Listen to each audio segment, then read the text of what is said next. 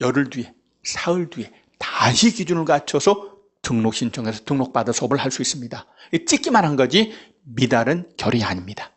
자, 이어서 C, 결격사에 해당됐습니다. 지금 뭔가 중개부 종사기에 부적절한 상태가 됐어요. 결격사에 빠졌어요. 어떤 이유로? 그러면 내비둔다, 등록을 취소한다, 취소한다.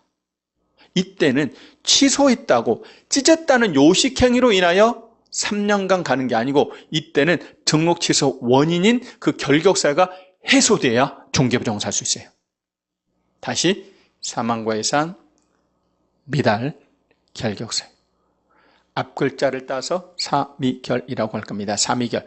사미결이 원인이 돼서 등록이 취소됐을 때는 취소된 날로부터 3년간 결격사유자 이런 말 쓰지 않습니다. 그렇습니다. 이어서 그 밑에 동물행 4번 봅시다.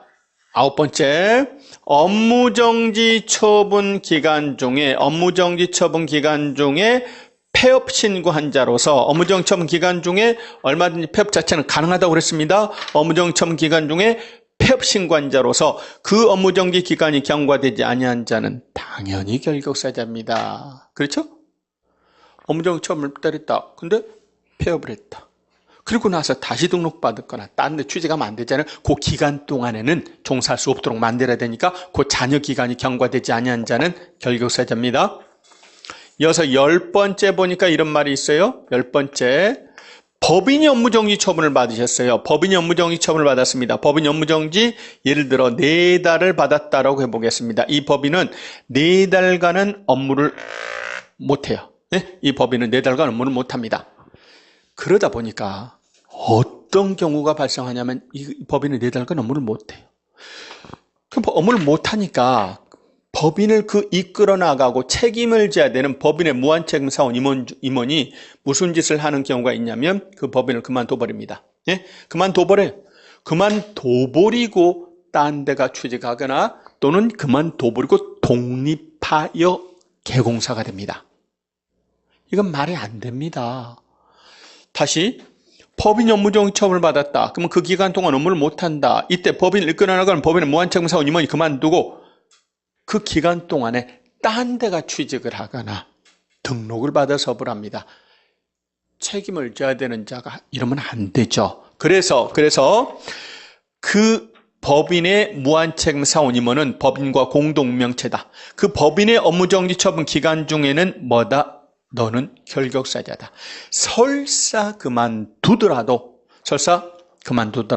그 기간 중에는 뭐다? 결격사유자다. 따라서 딴 데가 취직할 수 없다. 자, 이때 주의하실 표현은 보면 뭐라고 되냐면 처분이 가해질 당시 시점이 아니고 사유가 발생할 당시를 기준으로 한다는 점. 네?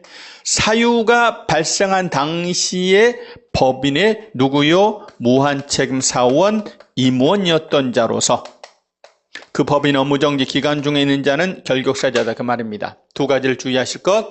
처분이 행해질 당시가 아니라 사유가 발생할 당시. 하나 더, 모두에게 결격사유의 효력이 미치는 건 아니고 그 법인의 무한책임 사원 임원이었던 자에게만, 고용인 직원이었던 자들에게는 미치지 않습니다.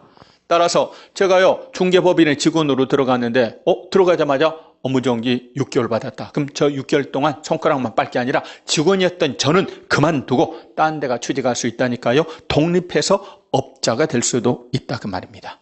그러나 무한책임 사원 임원이었던 자들은 그 기간 동안 결격사유자에 해당하는 겁니다. 그렇습니다. 자, 그리고 마지막으로 뭡니까? 예, 이 법에 위반하여, 그렇습니다. 이 법에 위반하여서 얼마요? 300만 원 이상의 벌금형을 선고받고 몇 년이요? 3년이 경과되지 아니한 자입니다. 주어진 문장에 벌금형이 나오면 꼭 밑줄 긋고 확인하셔요. 네? 징역금고가 나오면 앞에 이 법 타법 묻지 않습니다. 타법에 위반해서, 예를 들어서 무슨 변호사법 위반해서, 농지법에 위반해서 폭행으로 징역금고 실형 선고받았다, 집행유예 받았다, 결격사유자입니다. 네? 징역금고는요 앞에 무슨 법 위반을 묻지 않아요. 그런데 벌금형 선고가 됐으면 무슨 법 위반가를 꼭 따져보셔야 됩니다. 도로교통법 위반으로 벌금형 선고받았다. 예? 예, 음주운전으로 벌금형 선고받으셨어요. 또는 뭐 사기로 벌금형 선고받았다. 변호사법 위반으로 벌금형 선고받았다. 이런 걸로는 결격사유자가 아닙니다. 그래서 벌금형이 나오면 반드시 앞에가 이 법인가 타 법인가를 따져보셔야 돼요. 네? 이 법, 여기서 이 법은 공인중개사법을 말하죠. 공인중개사법 위반 맞아요. 그럼 두 번째 금액을 확인하세요. 금액이 300만 원 이상입니다. 100만 원, 200만 원짜리 갖고는 결격사유 아닙니다. 300만 원 이상이어야 됩니다. 선고를 받으셔야 됩니다. 선고유예하고 선고하고는 다르죠. 선고를 받고요. 몇 년이요? 3년이 경과되지 아니한 자가 결격사유자입니다. 그렇습니다. 자, 그래서 그 밑에 타법 위반 또는 과태료 처분은 결격사유가 아니다. 그 밑에 벌금형의 분리선고라는 말이 있는데 이런 말이 써졌죠. 48조 49조에 규정된 죄와 다른 죄의 경합범에 대해서는 벌금형 선고할 때 분리선고입니다. 우리하고 이거는 관계가 있는 게 아니고 이거는 누구하고 벌금형 등을 선고하는 판사 네가 알아라 그 이야기입니다. 지금 우리 법 48조 위반하면 3년 이하 징역 2천만 원 이하 벌금, 우리 법 49조 위반하면 1년 이하 징역 1천만 원 이하 벌금에 처해집니다. 그런데요, 제가 무슨 짓을 했는데 그 행위가 공인중개사법 위반이에요. 네? 예를 들어서 49조 위반입니다. 뿐만 아니라 그 행위가 또한 뭐에도 해당하냐면 사기죄에도 해당해요. 자, 그래서 공인중개사법 위반으로 벌금형 선고되고 사기죄로 벌금형 선고가 되는데 병합해서 선고를 해버립니다. 그래서 예를 들어서 합쳐서 벌금 400 이렇게 나오면 예? 지금 이 법에 위반해서 300 이상 벌금형 선고받았을 때 결인데 이 400이 어떻게 400이 되는지를 모르잖아요. 그러면 안 된다 그 말입니다. 이때는 경합범에 대해서는 어떻게 해요? 구분해서 선고해야 됩니다. 400 중에 예를 들어 중개사법 위반이 300 사기죄가 100만 원 이렇게 선고가 되면 300, 이 법에 위반한 300만 원 이상이니까 결격사에 해당되겠죠? 그런데 만약에 400인데 200 중개사법 위반 200 또 사기죄 위반 200 이렇게 선고가 되면 중개사법 위반했어도 200만 원밖에 벌금형 선고가 되지 않으니까 결격사유자가 아니겠죠? 자, 따라서 이런 구분을 할 수 있도록 판사들아, 법원아, 너희들이 벌금형 선고할 때는 경합범에 대해서는 어떻게 해요? 분리선고하셔야 됩니다. 네? 분리선고하셔야 됩니다. 그 이야기입니다. 우리하고 직접적 관계는 없고요. 그리고 법원의 무한책임사원 임원 중에 결격사유자가 있는 법인입니다. 결격사에 해당하죠. 다만 2달 내에 해소하면 그렇지 않습니다.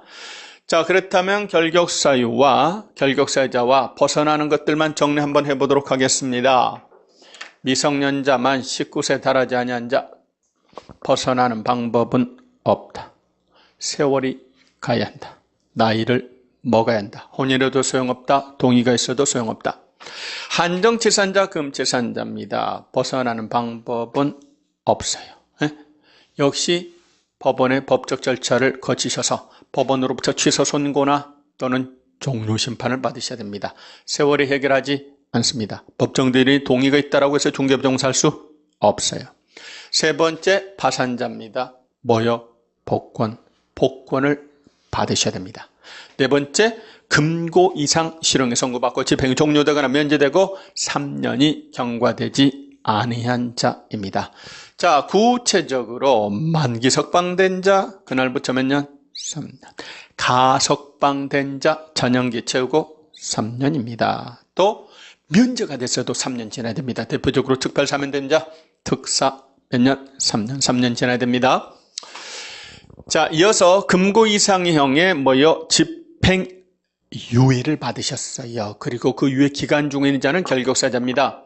집행유예는 아예 외우실 때 집유라고 외우세요. 집행유예는 오로지 유예 기간만 따집니다. 더하거나 빼거나 그러지 마세요. 집유입니다. 자격이 취소된 자 3년간 결격사유자입니다. 자격 정지처분을 받은 자는 기간 중에 결격사유자입니다. 등록이 취소된 자 3년간 결격사유자입니다. 그런데 못된 짓으로 등록 취소됐으면 3년간 결이지만 사미결, 사망과 해산, 미달, 결격사유가 원인돼서 취소됐을 때는 3년이라는 기간을 적용하지 않는다는 점 주의하셔야 됩니다. 또 업무정지 처분을 받고 폐업신고한자로서 그 업무정지 기간이 경과되지 아니한 자 결격사유자입니다. 법인 업무정지 처분을 받았다. 이때 법인 업무정지 사유가 발생할 당시에 법인의 무한책임 사원 임원이었던 자로서 그 개공사가 업무정지 기간이 경과되지 않았으면 그들도 결격사유자입니다. 마지막으로 중개사법에 위반해서 300만 원 이상 벌금형 선고받은 자 몇 년간? 3년간 결격사유에 해당합니다. 결격사유는 등록의 요건이요, 절대적 등록 취소 처분 사유이기도 하고 종사 요건이기도 합니다. 특히 고용인이 결격사에 빠졌을 때와 법인의 사원임원이 빠졌을 때를 구분하셔야 됩니다. 사원임원이 결격사에 빠진데 해소 안 하면 법인은 등록을 취소해요. 그런데 고용인은 해소 안 해봐야 업무정지에 그친다는 점 주의하시기 바랍니다. 다음 시간에는 3장 중개 업무 하도록 하겠습니다.